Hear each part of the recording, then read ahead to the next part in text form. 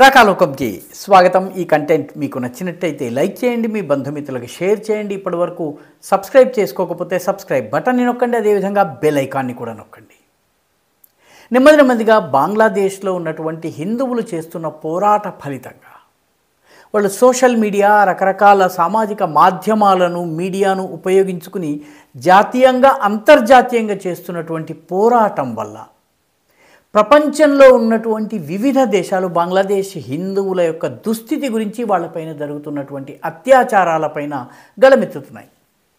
భారతదేశము గళమెత్తినట్టయితే, భారతదేశము ప్రకటనలు చేసినట్టయితే, బంగ్లాదేశ్ని హెచ్చరించినట్టయితే అందులో పెద్దగా ఆశ్చర్యపోవాల్సింది లేదు। ఎందుకంటే భారత్, బంగ్లాదేశ్లు, అదేవిధంగా పాకిస్తాన్, వీటికి సౌత్ ఏషియా అని చెప్పి యూరోపియన్లు వ్యవహరిస్తారు। వీటికి ఒక ఉమ్మడి చరిత్ర ఉంది, దేశ విభజన నేపథ్యం ఉంది। అటు బెంగాలీలు ఉన్నారు, ఇటు బెంగాలీలు ఉన్నారు। చాలామంది బంగ్లాదేశీ వాళ్ళు, అదేవిధంగా బంగ్లాదేశ్లో నివసిస్తున్న వాళ్ళు, బెంగాల్లో నివసిస్తున్న వాళ్ళు ఎపార్ బాంగ్లా, ఒపార్ బాంగ్లా అంటారు। అంటే ఇటువైపు బెంగాలీయే, అటువైపు బెంగాలీ అంటారు। కాబట్టి సహజం, భారతదేశంలో ప్రతిక్రియ రావడం సహజం। కానీ ఇప్పుడు నెమ్మదిగా యూరప్ నుంచి, అమెరికా నుంచి కూడా ప్రతిస్పందన ప్రారంభమైంది। ఇప్పటికే డొనాల్డ్ ట్రంప్ తన ఎన్నికల ప్రచారంలో బంగ్లాదేశీ హిందువుల గురించి మాట్లాడారు। బంగ్లాదేశీ హిందువుల గురించి అమెరికాలో త్వరలో మొత్తం ఇంటెలిజెన్స్ బాధ్యతలంతా స్వీకరించబోయేటటువంటి తులసి గబార్డ్ కూడా మాట్లాడారు। అయితే ఇంకా ఆశ్చర్యం కలిగించేది ఏంటంటే, ఇంగ్లాండ్లో ఉన్నటువంటి, బ్రిటన్లో ఉన్నటువంటి అక్కడ పార్లమెంట్లో ఎంపీలు ఒక్కొక్కరుగా గళమెత్తి బంగ్లాదేశీ హిందువుల గురించి అడుగుతున్నారు। అక్కడ ఆసక్తికరమైన విషయం ఏంటంటే, ఆయా నియోజకవర్గాల్లో నివసించేటటువంటి హిందువులందరూ కూడాను ఉమ్మడిగా, వ్యక్తిగతంగా, టెలిఫోన్ల ద్వారా, లిఖితపూర్వకంగా తమ ఎంపీలకు లేఖలు రాయటము లేదా సూచనలు ఇవ్వటము, బంగ్లాదేశ్లోని హిందూ మైనారిటీల రక్షణ గురించి బ్రిటిష్ ప్రభుత్వం ఏం చేయబోతోంది, బ్రిటిష్ ప్రభుత్వం స్పందన ఏమిటి తెలుసుకోమని చెప్పి అడుగుతున్నారు।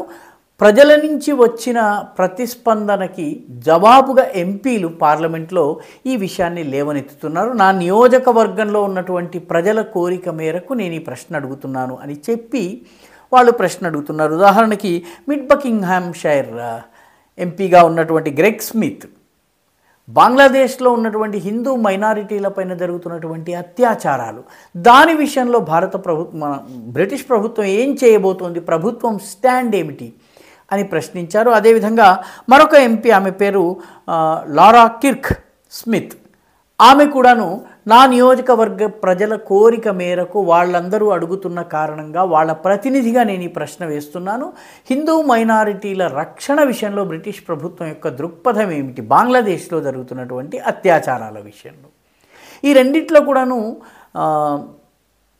అక్కడి లేబర్ ప్రభుత్వానికి చెందినటువంటి విదేశ వ్యవహారాలు చూసేటటువంటి మంత్రి స్పందించి హిందూ మైనారిటీల రక్షణ గురించి తగిన చర్యలు చేపట్టేందుకు బ్రిటిష్ ప్రభుత్వము అక్కడి ప్రభుత్వంతో, అక్కడి ప్రభుత్వ అడ్వైజర్ అయినటువంటి మహమ్మద్ యూనుస్తో మేము చర్చలు జరుపుతున్నాము, సంప్రదింపులు జరుపుతున్నాము, వీఆర్ అవేర్, మాకు ఏం జరుగుతుందో తెలుసు అని చెప్పారు। ఇలా బ్రిటన్లో ఉన్నటువంటి హిందువులు, బంగ్లాదేశీ మూలానికి చెందిన హిందువులు, భారతీయ హిందువులు, వీళ్ళందరూ కూడాను తమ ఎంపీలకు లేఖలు రాస్తున్నారు। ప్రజల నుంచి వస్తున్నటువంటి ఈ స్పందనకు ఎంపీలు స్పందించి పార్లమెంట్లో ప్రశ్నిస్తున్నారు। దానిపైన ప్రభుత్వము మాట్లాడుతోంది। నిజానికి ఇటువంటి మోడల్ని భారతదేశంలో కూడాను అడాప్ట్ చేసుకోవలసిన అవసరం ఉంది। భారతదేశంలో ఓటర్లు ఉమ్మడి సంతకాలు చేయటం ద్వారా, ఉమ్మడి మహజర్లు లేదా పిటిషన్స్, మెమొరాండమ్స్ ఇవ్వడం ద్వారా ఎంపీలను ఈ విషయంలో ప్రశ్న అడగండి అని చెప్పి ఒత్తిడి తెచ్చే వీలుంది। బ్రిటన్లో, అమెరికాలో ఈ రకంగా ఓటర్ల నుంచి వచ్చే డిమాండ్లకు స్పందించే స్వభావం అక్కడ ఒక పరంపర, ఒక పద్ధతి మొదటి నుంచి ఉంది। మన దేశంలో కూడాను ఇటువంటి ఇష్యూస్లో సంతకాల సేకరణ, లేకపోతే ఇటువంటి ఇష్యూస్ తీసుకెళ్ళి ఎంపీలను అడగటము, ఎంపీలపైన ఒత్తిడి తేవడము, వాళ్ళు బంగ్లాదేశీ హిందూ మైనారిటీలపైన జరుగుతున్నటువంటి అత్యాచారాల గురించి ప్రస్తావించటం పార్లమెంట్లో చేసినట్లయితే బాగుంటుంది। ఇటువంటి పిటిషన్స్ ఓవైసీ వంటి వారికి కూడా ఇవ్వచ్చును, కాంగ్రెస్ పార్టీ నాయకులకు ఇవ్వచ్చును. వాళ్ళ స్పందనను బట్టి ఓటు వేసేవాళ్ళు తరువాత తమ నిర్ణయాలు తీసుకోవచ్చును. ఓటు వేసే సమయంలో మా డిమాండ్లకు ఎంపీ ప్రతిస్పందన ఏ రకంగా ఉంది, ఎంపీ ప్రతిక్రియ ఏ రకంగా ఉంది చూసి యాక్షన్ తీసుకోవచ్చు, ఓటు వేసే సమయంలో నిర్ణయం తీసుకోవచ్చు. ఎందుకంటే బంగ్లాదేశ్ నుంచి వస్తున్నటువంటి తాజా వార్తల ప్రకారము ఇస్కాన్కి చెందినటువంటి కోల్కతా వైస్ ప్రెసిడెంట్, ఆయన పేరు రాధారమణ దాస్, ఆయన ఒక ఆదేశం జారీ చేశారు, ఒక సూచన, యాక్చువల్గా ఒక అడ్వైజరీని జారీ చేశారు, ఒక సలహా అన్నమాట. ఇస్కాన్కి చెందినటువంటి కార్యకర్తలు కాషాయ దుస్తులు ధరించకండి, బ్రహ్మచారులు ఎవరైతే ఉన్నారో తెల్ల దుస్తులు ధరించకండి, చేతిలో ఆ తులసి మాల ఏదైతే ఉంటుందో ఆ మాలను పెట్టుకోకండి, చేతిలో భగవద్గీత ధరించకుండా మామూలు వ్యక్తుల్లాగా తిరగండి. ఎందుకంటే బంగ్లాదేశ్లో ఇస్కాన్ కార్యకర్తల్ని టార్గెట్ చేయటం జరుగుతుంది. అంటే అక్కడ పరిస్థితి అంత దారుణంగా ఉంది. ఇంగ్లాండ్, బ్రిటన్ లోపల అక్కడ ఉన్నటువంటి ఎంపీల పైన సర్వసాధారణ ప్రజానీకం ఒత్తిడి తీసుకొస్తుంది. మన దేశంలో ఉన్న ఎంపీల పైన మోదీ ఏదో చేయాలి, లేకపోతే యోగి ఏదో చేయాలి అని మాటిమాటికి అనేటటువంటి మనము మన స్థానీయ ఎంపీకి 10,000 సంతకాలతో 20,000 సంతకాలతో మనము పిటిషన్లు, మెమొరాండమ్స్ ఇచ్చి ఒత్తిడి తేగలమా?